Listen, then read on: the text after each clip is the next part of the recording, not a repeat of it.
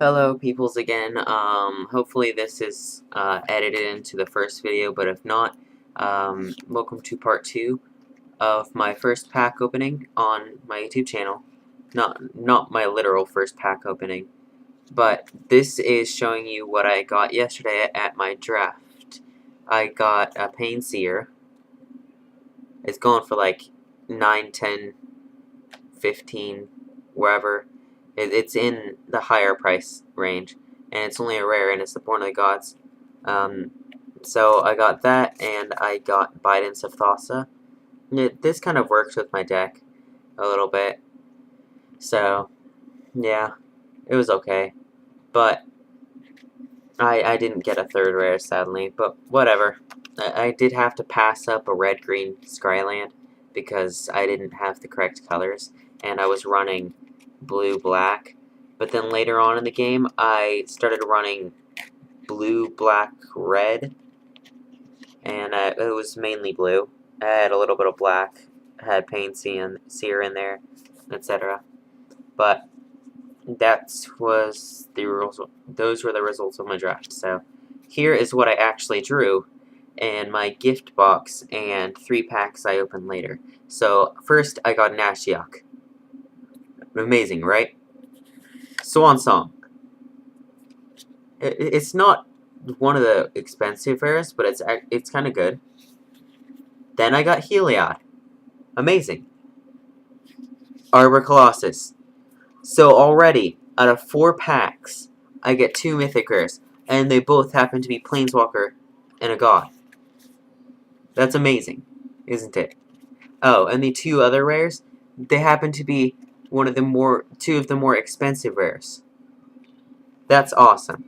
So, now, for the 3 packs of Born of the Gods that I got, this is amazing. Ephra in my first pack. Karametra in my second pack. This one, it's not that amazing, but Astral Cornucopia, I have one of these in my red-green deck. It's kind of good, actually, for late game, when you need more mana, like for my Worldspine Worm. This is actually pretty good. It says it costs 3x. It's not a fact. Astral Cornucopia enters the battlefield with X charge counters on it. You can tap it, choose a color, add 1 mana of that color, to your mana pool for each charge counter on it. So that's kind of awesome. There are cards that double the number of charge counters whenever something enters the battlefield. So if I pay 3 for this, it could, if I pay 3 for this, it could enter the battlefield with 2 charge counters instead of just 1. And for these guys, it's Ephra, God of the Polis, indestructible as long as your devotion to blue and white is less than 7. She isn't a creature. At the beginning of your upkeep, if you had a creature enter the battlefield, or at the beginning of each upkeep, if you had another creature enter the battlefield under your control last turn, draw a card. That's pretty good. You can draw a card on their turn, and if you have any creatures with flash, like say Boon Satyr, and you summoned it the turn before your turn, you draw 2 cards on your turn. So you can draw 2 cards, or 1 card. So, this is pretty good. Karametra, God of the Harvest, or God of Harvests. Oh yeah, by the way, the mana cost for this, 2 colorless, 1 white, 1 blue. Look at this art. It's amazing, isn't it?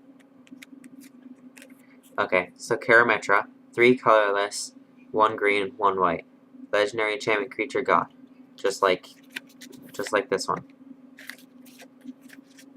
So, indestructible.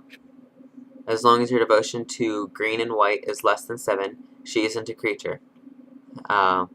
Whenever you cast a creature spell, you may search your library for a forest or plains card, put it onto the battlefield tab, then shuffle your library.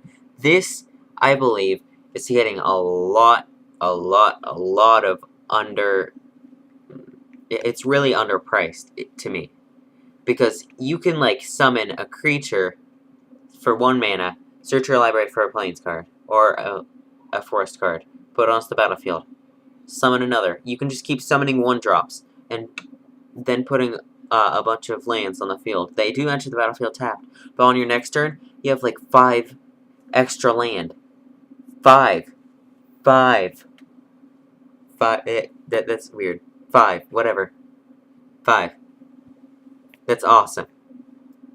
So, this could help you get really far into the game. May help you, like, with my heroic deck, I could get creatures out early, then get Karametra out on turn 5.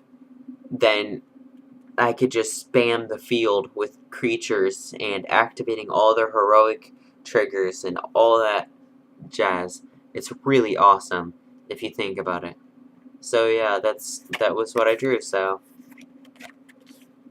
that's pretty awesome, isn't it? So, out of 3 packs, 2 gods. 2 mythics. Before that, in the gift box, 2 rares, 2 mythics. So that's 3 out of 7. You know what the chance of getting a mythic in a pack is? 1 out of 8.